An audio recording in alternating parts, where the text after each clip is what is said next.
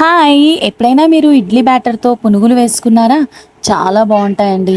Process ఏంటో చూసేద్దామా? First అయితే ఇడ్లీ బ్యాటర్‌లో 4 స్పూన్స్ మైదా, ఆనియన్స్, కరివేపాకు వేసేసుకోవాలి. ఇలా వేసుకున్న తర్వాత మనం పచ్చిమిర్చి ఉంటుంది కదా!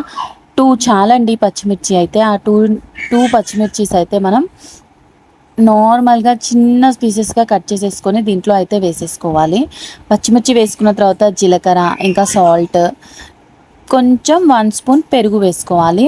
ఇలా వేసుకొని పిండిని మొత్తం బాగా కలిపేసుకోవాలి.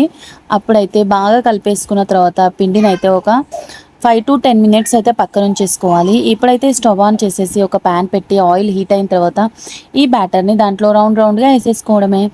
సింపుల్ కదండీ! మీరెప్పుడైనా ఇలా ట్రై చేశారా? ట్రై చేయకుండా ఉంటే ఒకసారి ట్రై చేయండి. టేస్ట్ అయితే చాలా బావుంది పునుగులది.